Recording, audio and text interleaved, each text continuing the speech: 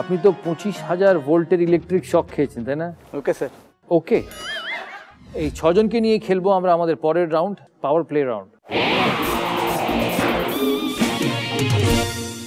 শুরু করবো হাওড়াকে দিয়ে। হাওড়ার অরুণিমা পোলে, basketball player, professional basketball player. হ্যাঁ, রেগুলার খেলো উইমেন্স? এখন 1 বছর রেগুলার হচ্ছে না কলেজের জন্য। ইউনিভার্সিটির হয়ে এখন। ইউনিভার্সিটির স্টেট বাস্কেটবল টিমে খেলেছো? হ্যাঁ। আচ্ছা, রেগুলার প্র্যাকটিস করো? মোটামুটি তখন হতো, এখন তো রেগুলার হচ্ছে না আর। আবার তো শুরু করতে হবে। হোক কলেজটা মোটামুটি। তুমি অটোগ্রাফ দেখে বলে দিতে পারবে ক্যারেক্টার কেরাম? হ্যাঁ, গ্রাফোলজি শিখেছি তো হ্যান্ডরাইটিং অ্যানালিসিস করতে পারি। আমার হ্যান্ডরাইটিংটা করে দেবো, দেখি কিরম অ্যানালাইজ করতে পারো।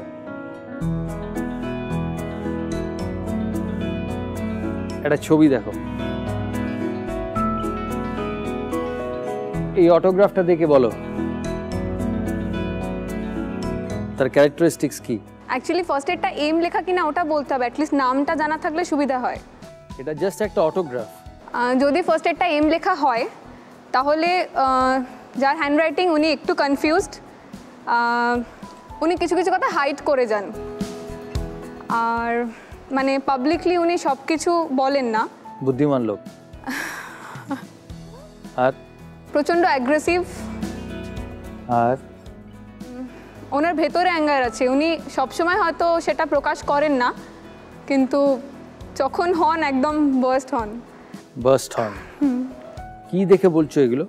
এগুলো স্ট্রোক থাকে, উনি যে স্টার্ট করেছেন তো সেটা পেপার কিছুটা ক্রাশড হয়ে গেছে, তো এটাই যারা হয় তারা স্বাভাবিক অ্যাঙ্গারটা চেপে রাখে, কিন্তু পরে।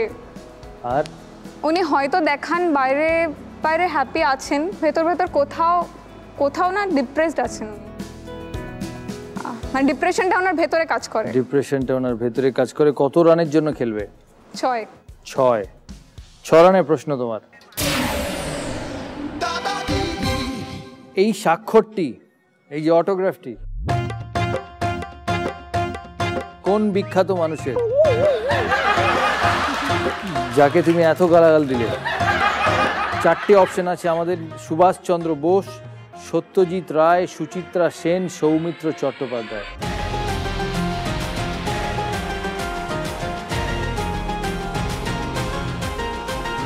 যার সম্পর্কে এতগুলো কথা বললে তাকে নিয়েই প্রশ্ন, কে?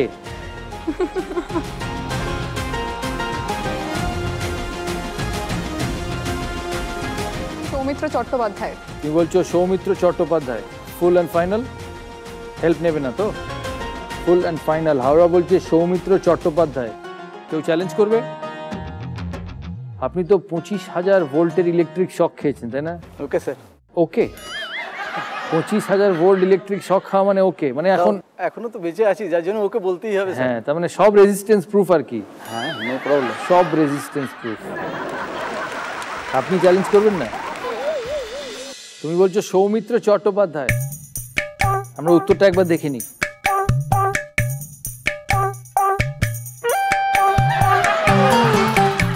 সত্যজিৎ রায়।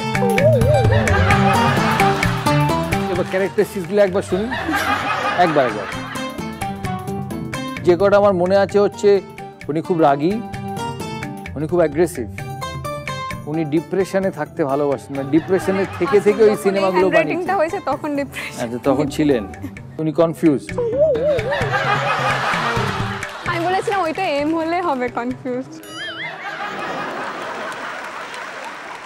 কিছু মনে করো না, আমি একটু ইয়ার্কি মারলাম তোমার সাথে, এটা অতটা সিরিয়াস নয়। তুমি যা বলেছো, তোমার মনের কথা বলেছো, তাতে কিছু যায় আসে না। -6। তিমির বাবু বর্ধমান থেকে এসছেন, উনি রেলে চাকরি করেন। আপনি কোথায় গিয়েছিলেন যে 25,000 ভোল্টের কারেন্ট খেয়েছেন? আমার একটা ব্রেকডাউন হয়েছিল 4টে মেন লাইন, হাওড়া দিল্লির রুটটায়, তো সেই রুটে 4টে লাইনই ম্যাসাকার হয়ে গেছিল। কোনো মুভমেন্ট প্রায় ভোর 3টে থেকে বেলা 12টা পর্যন্ত হয়নি। ওখানে আমি কাজ করেছি, ব্লক নিয়ে কাজ করা হয়েছিল। তো ব্লকটা কি? ব্লক মানে পাওয়ার ব্লক অ্যান্ড ট্রাফিক ব্লক। আচ্ছা, সেই সময় কোনো ট্রেন মুভমেন্ট হবে না, সেভাবে অ্যালার্ট করা হয়। পাওয়ার ব্লক নিয়ে কাজ হচ্ছে। কিছুক্ষণ পর একটা গুডস ট্রেন পাস করাবার চিন্তা ভাবনা করা হয়েছিল। তার ফলে চার্জের প্রয়োজন হয়েছিল। তো এটা হাওড়া ডিভিশন থেকে রিমোটে চার্জ করা হয়েছিল।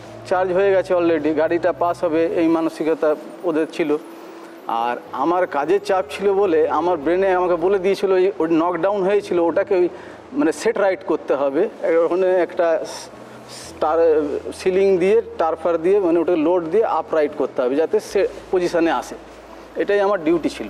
তো সেই আমি ডিউটিটাই করতে গেছিলাম। কিছুক্ষণের জন্য ব্লকটা নেওয়া হয়েছিল, তো সেটা আমার ব্রেনের মধ্যে ছিল না। হঠাৎ আমি উঠে যাই উপরে উঠে 25,000-এর ডাইরেক্ট কারেন্ট খাই, আর দাও দাও করে জামা কাপড় জ্বলতে থাকে।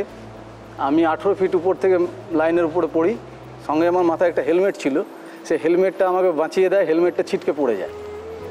তো তারপরে সেন্সলেস হয়ে যাই। মানুষ 30% মারা যায়, আমার বডিতে 60% বার্ন আছে।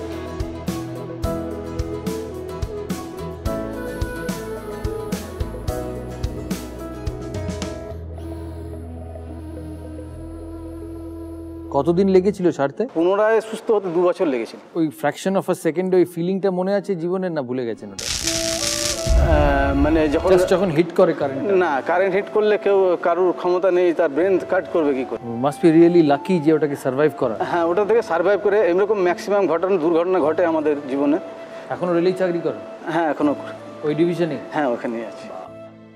দারুণ। মানে আপনি রোজ গিয়ে ঠাকুরের কাছে পুজো দেবেন যে আপনাকে ওখান থেকে ফিরিয়ে নিয়ে এসেছে? হ্যাঁ, সেটা তো আশীর্বাদ আছে, সকলের আশীর্বাদ। Brave man, really. 6 রানের প্রশ্ন করি, একটু ব্যাকফুটে থাকি। কত রানের জন্য খেলবেন? আপাতত 4। ঠিক আছে। আমরা রেলওয়ে স্টেশনের নাম লেখার বোর্ডে MSL কথাটি দেখতে পাই। এই MSL এর মানে কি? 3টে option: mean sea level, medium sea level, moderate sea level. আমরা একবার দেখিয়ে দিচ্ছি আপনাকে কোথায় MSL লেখা থাকে।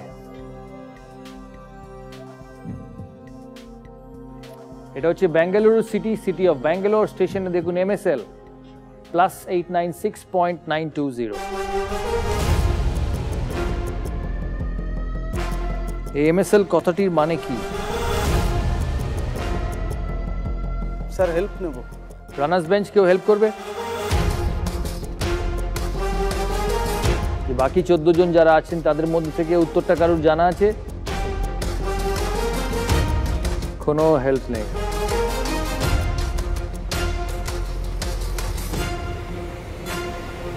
আপনি রেলে কাজ করেন, আপনাকেই বলতে হবে।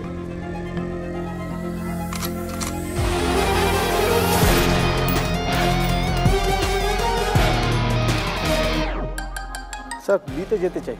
B, medium sea level, full and final? হ্যাঁ স্যার। উত্তরটা নিন। নিন। কেউ চ্যালেঞ্জ করবে? উনি বলছেন medium sea level, full and final. উত্তর medium sea level. Right answer mean sea level, option A. সমুদ্র পৃষ্ঠ থেকে ওই জায়গাটার উচ্চতা কতটা সেটাই লেখা থাকে ওইখানে, মিন সি লেভেল। আপনি পেলেন -4।